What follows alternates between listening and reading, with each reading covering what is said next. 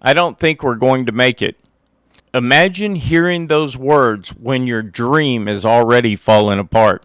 Imagine pouring everything you have into something you believe in, only to watch it collapse. No money, no certainty, no backup plan, just a dream that seems to be dying right in front of you. Today, Walt Disney's name is everywhere: movies, theme parks, television, one of the most recognized brands on earth.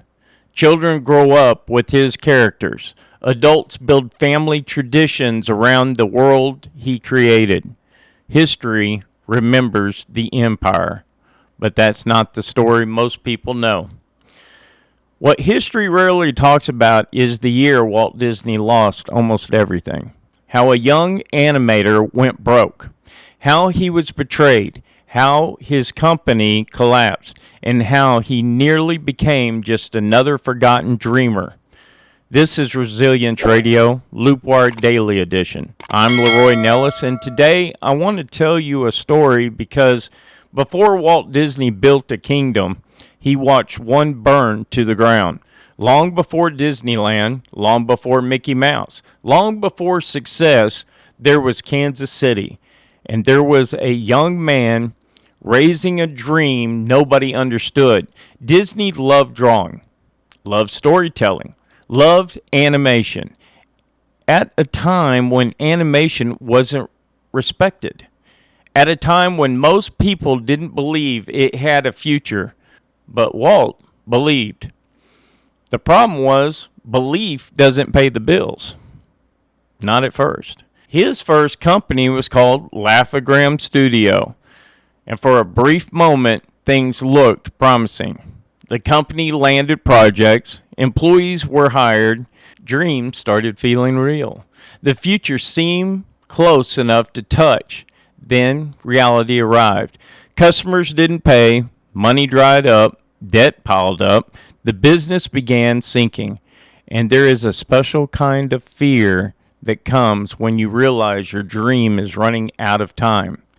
Every entrepreneur knows it. Every artist knows it. Every person who has gambled on themselves knows it. The fear of watching the numbers, the fear of opening the mailbox, the fear of checking the bank account, the fear of wondering how many days you have left. Soon Disney couldn't pay his employees, then he couldn't pay himself, then he couldn't pay anyone. The company collapsed. Bankrupt, gone, finished. The dream he believed changed his life had become the public failure. And failure feels different when everybody does it. Because now it isn't just disappointment. It's embarrassment. It's shame. It's self-doubt. It's lying awake at night wondering if everyone was right about you. Many people don't know this, but Walt Disney spent periods of that time sleeping in his office. He couldn't afford much. He struggled to eat properly. He was exhausted. The world sees the castle. Very few people ever see the floor where the dreamer slept. Think about that. The man who could one day create the happiest place on earth couldn't even create stability in his life. At least not yet. And then came another blow. One that might have ended everything for someone else. A betrayal. After moving to California and finding some success with a character named Oswald the Lucky Rabbit, Disney discovered that many of his own animators had been recruited away. Worse, he learned that he didn't actually control the character he helped create. The rights belonged elsewhere. The thing he thought he had built wasn't really his. Imagine that. Years of work, years of sacrifice, years of belief, and suddenly you're told you don't own it. It's gone. Most people would have quit. Most people would have taken the safer path. Most people would have accepted defeat.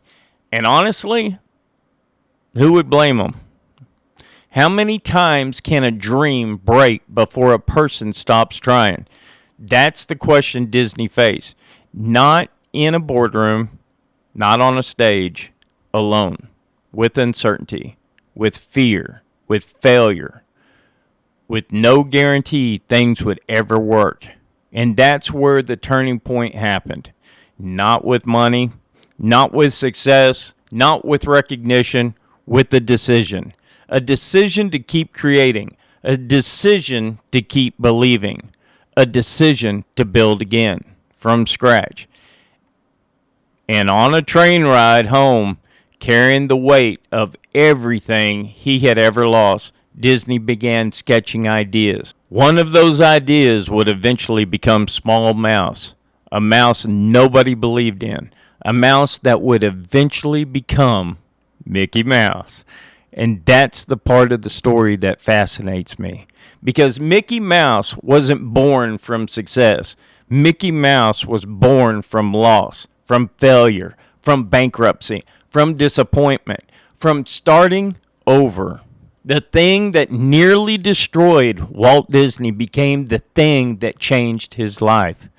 And maybe that's how transformation works. Maybe greatness isn't built on victory. Maybe greatness is built on the moments after defeat. The moments when nobody is watching. The moments when quitting would make perfect sense. The moments when the dream feels impossible. Because years later, Walt Disney would build an empire. He would redefine animation, create Disneyland, change entertainment forever, inspire generations of dreamers. But none of that happened without the bankruptcy. None of that happens without the betrayal. None of that happens without the failure. Suffering didn't stop the story. The suffering shaped the story. And maybe you felt something similar. Maybe your dream looks different. Maybe your struggle has another name. A divorce, a layoff, a business failure, a diagnosis, a season where it feels like everything you worked for is slipping away. If that's where you are today, remember Walt Disney. Not for the legend, not for the empire, not for the castle. Remember the young man sleeping in an office, wondering if his dream was over. Because the chapter that looked like failure became the chapter that changed everything. History remembers Mickey Mouse. I keep thinking about the man who almost never created him. This is Resilience Radio, Loopwired Edition.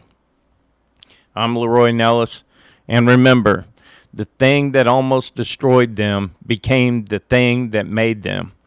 I'll see you tomorrow. Have a great night. God bless.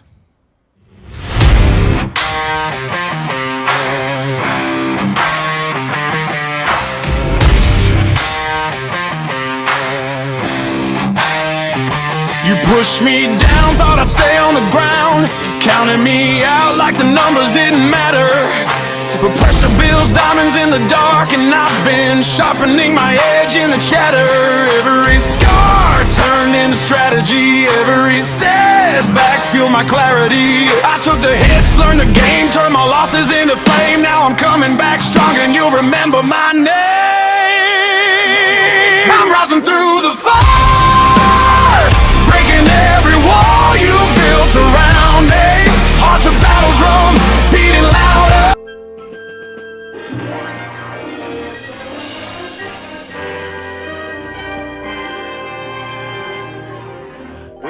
I'm